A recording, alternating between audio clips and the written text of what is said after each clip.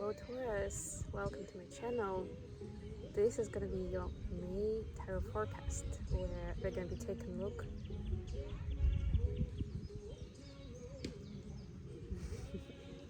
I'm gonna take a look at what's gonna be happening for your love situation, your career and workspace, and also we'll get you some guidance from the universe. At the end, I'll post some cards as messages from your personal interest to yourself. And yeah, looks like we're just 5 seconds before I started the reading, 5 seconds after we got this musical background, but I'm sure it's not gonna spoil anything for us as we are heading out in this beautiful part of the big island of Hawaii. Okay, I'm gonna start with an oracle card as always. And by the way, happy birthday Taurus. I'm a Taurus myself, so yeah, it's our birthday season. Yay! Okay, and yeah, before I forget, one of the big upcoming events in May, we have a lunar eclipse in Scorpio coming up on May 5 for some of you, depending where you are in the world. And that's gonna impact Tauruses, especially if if your sun, if you have Taurus in any of the personal planets, yeah, it will impact you a little bit more because Scorpio is like our sort of like counterpart on the wheel, right? Like it's exactly the opposite side, so we're on the same axis. They're considered the opposite signs, but they're also, because of that, they're compatible. You know, like in the palette of colors, the opposite colors on the palette are compatible. They like can be matched together. Anyway, let's see what's gonna be. I'm gonna show a little more. It's gonna be happening, Taurus. What do we need to know? Let's start with an oracle card. And they lowered the music. That's cool.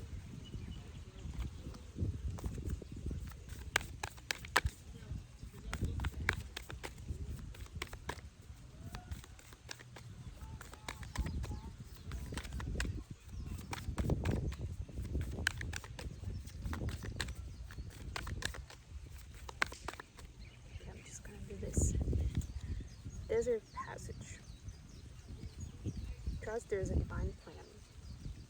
Yeah, so if you felt like you've been going through a desert in your life, like you haven't seen much of a sign or haven't really been feeling confident about where you're going, or felt like your resources were running out, feeling exhausted, tired, just worked up, just know that there is a divine plan in the works, and it's only a matter of time until more details will be revealed to you on what it is about, what kind of lessons are coming in your way. Okay, let's start.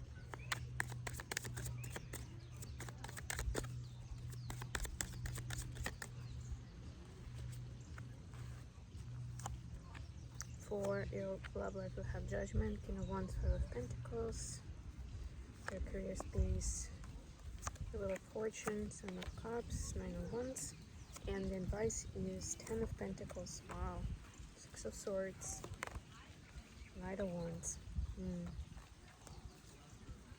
Bottom of the deck is the Hierophant, which is the Taurus energy, so it's always a good sign. It's like, you know, your guides are with you at this time, and this is, I usually see it as especially a lucky time, you know, like luck will be smiling to you. Okay, so you could be dealing with a fire sign, and I'm seeing this King of Wands as a counterpart, right? And this counterpart is helping you see certain things, helping you see where you may be feeling codependent or needy, and helping to see what is the rite of passage I'm hearing, right? Like, where is the wisdom, right? The voice of the divine, right? Like, what does it all mean? So the person might be in this deck, the King of Wands is a little bit detached, right? Like they're in their world, they definitely have their boundaries built up, but it also means that this person is letting you learn these important lessons. So it could be divinely guided, like for them to step aside a little bit more and not necessarily respond to the needs that you have, or where you feel like they're they're supposed to be doing X, Y, Z based on some social templates that you have, right? So this is for you to challenge those, to see outside the box, and to A, understand where that person was coming from, right? And B, see how you can benefit from maybe taking a different perspective.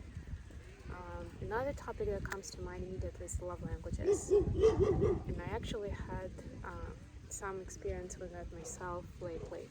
Not necessarily in the last few days, but maybe in the last few weeks, where, I mean, I talked about it a lot, but you know, when it happens to you, it still from time to time it strikes you, and you learn about your love languages, right? Your preferences there.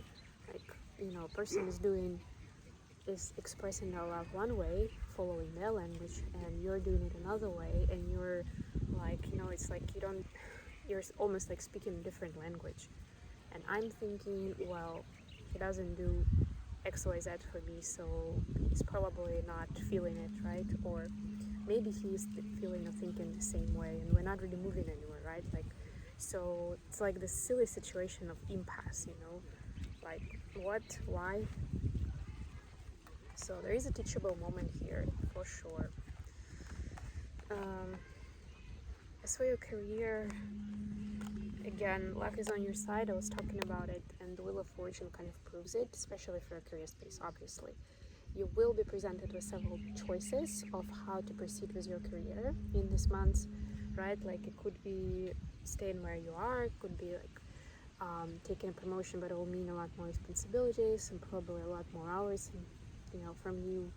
It could be just leaving a job and maybe living off, I don't know, somebody like from family or a partner or like some other arrangement, you know. Like, there will be some alternatives here, and we will see some unusual ones in the list. Like, you will get, let's say, an inheritance from passing grandma, right? And you will understand that gives you a chance to not have to work anymore, or not have to work for like years to come to figure out what you really want to do with your life. That's the scary part, right? When you get that freedom, because we always, if we're not doing exactly what we love, we're always finding some excuses of why it is the way it is. Not always, but you know, often.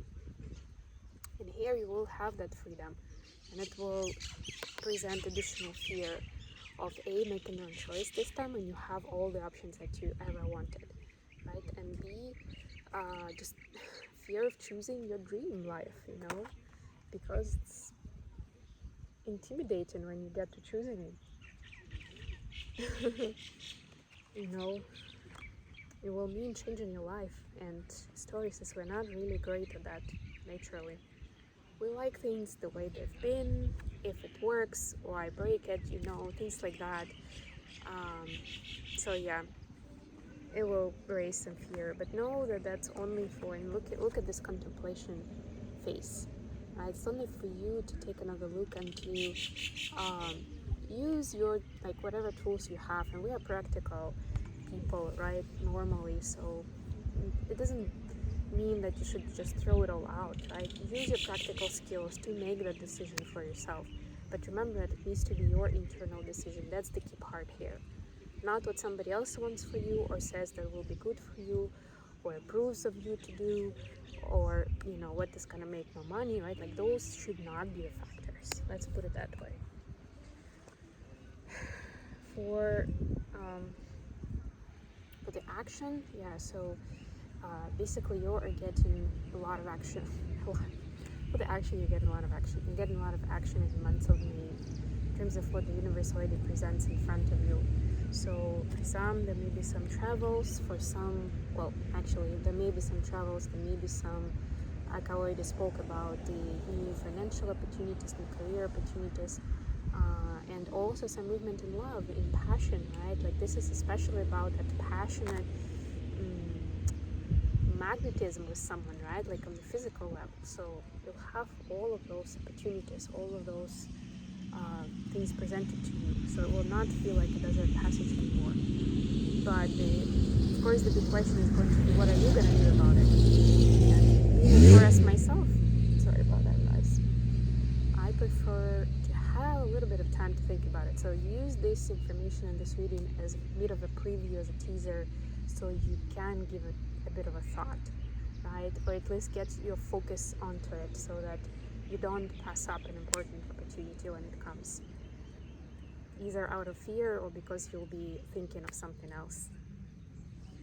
Okay, messages from your person, messages for Taurus from their person of interest. What would they like to tell them?